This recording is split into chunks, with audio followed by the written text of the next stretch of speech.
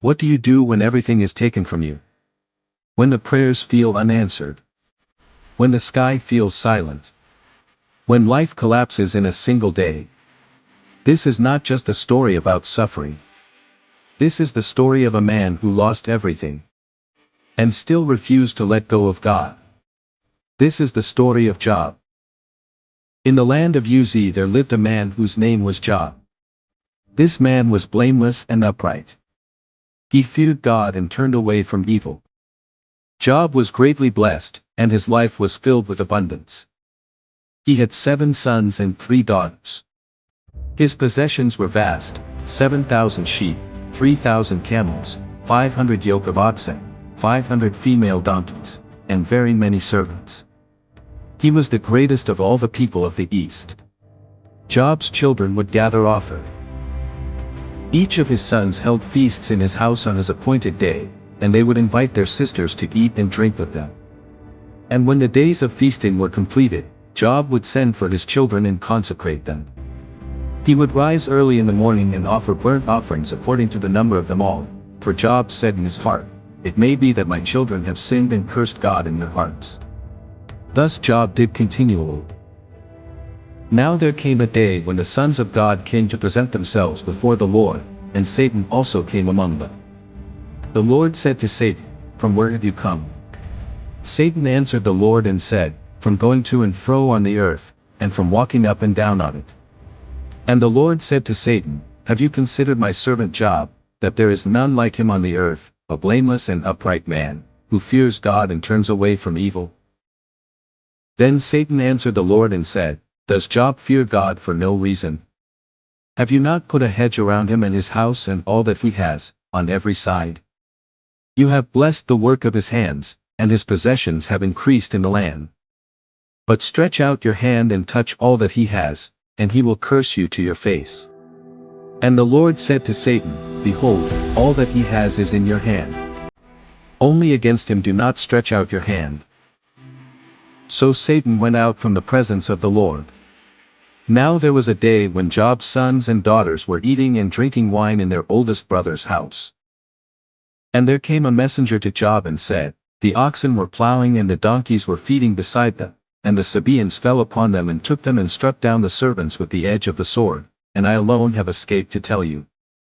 While he was yet speaking, there came another and said, "The fire of God fell from heaven and burned up the sheep and the servants and consumed them, and I alone have escaped to tell you." While he was yet speaking, there came another and said, "The Chaldeans formed 3 groups and made a raid on the camels and took them and struck down the servants with the edge of the sword, and I alone have escaped to tell you." While he was yet speaking, there came another and said, "Your sons and daughters were eating and drinking wine in their oldest brother's house, and behold, a great wind came across the wilderness and struck the 4 corners of the house, and it fell upon the young people, and they are dead, and I alone have escaped to tell you." Then Job arose and tore his robe and shaved his head and fell on the ground and worshipped. And he said, "Naked I came from my mother's womb, and naked shall I return. The Lord gave, and the Lord has taken away, blessed be the name of the Lord." In all this Job did not sin or charge God with wrong. Again there was a day when the sons of God came to present themselves before the Lord, and Satan also came among them to present himself before the Lord. And the Lord said to Satan, "From where have you come?"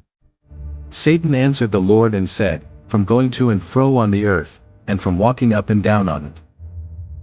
And the Lord said to Satan, "Have you considered my servant Job, that there is none like him on the earth, a blameless and upright man, who fears God and turns away from evil?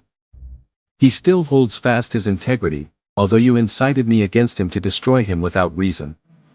Then Satan answered the Lord and said, "Skin for skin. All that a man has he will give for his life. But stretch out your hand and touch his bone and his flesh, and he will curse you to your face." And the Lord said to Satan, "Behold, he is in your hand, only spare his life." So Satan went out from the presence of the Lord and struck Job with loathsome sores from the sole of his foot to the crown of his head.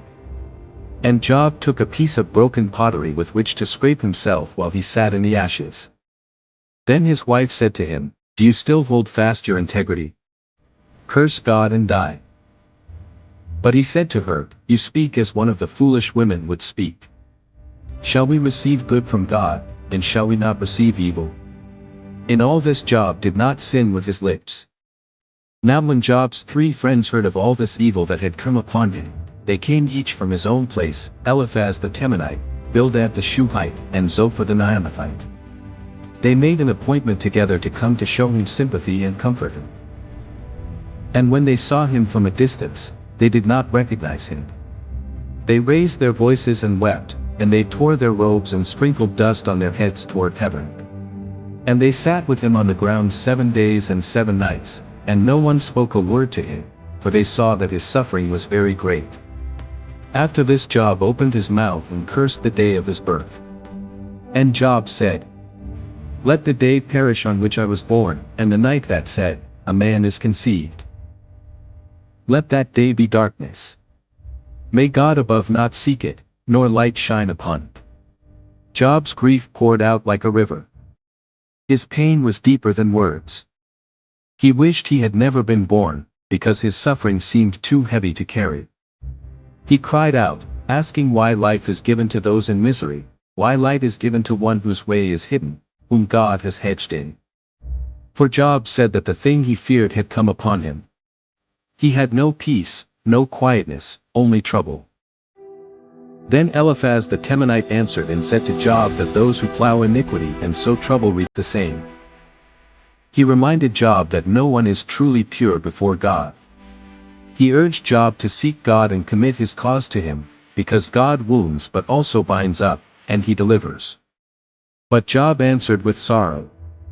He said his anguish was heavier than the sand of the seas. He said the arrows of the Almighty were within him, and the terrors of God were arrayed against him. Job longed for death, not because he hated God, but because his suffering felt unbearable. He cried out that his days were swifter than a weaver's shuttle, and they came to an end without hope. He asked God why he watched him so closely, why he tested him every moment. He spoke from the depths of confusion, not understanding why such pain had fallen upon him. Bildad the Shuhite then spoke and insisted that God does not pervert justice. He believed that if Job were pure and upright, surely God would restore him. He urged Job to seek God earnestly. But Job replied that he knew God was just, yet he could not contend with him. Job said that God is wise in heart and mighty in strength. He removes mountains, shakes the earth, commands the sun, and treads upon the waves of the sea. Job declared that God does great things beyond understanding. Yet Job also cried out that he felt crushed. He said that though he was innocent, he could not find a mediator between himself and God, someone who could lay a hand on both and bring peace. Zophar the Naamathite also answered Job harshly. He claimed that Job deserved even worse, that God had forgotten some of his sin. He told Job to put away iniquity, and then his life would be brighter. Job, broken and exhausted, answered that his friends were miserable comforters. He said they spoke without understanding. He longed to speak directly to the Almighty. He desired to reason with God, even though he feared him. And Job said, "Though he slay me, I will hope in him. Yet I will argue my ways to his face." Job's faith was not the faith of ease. It was the faith of agony.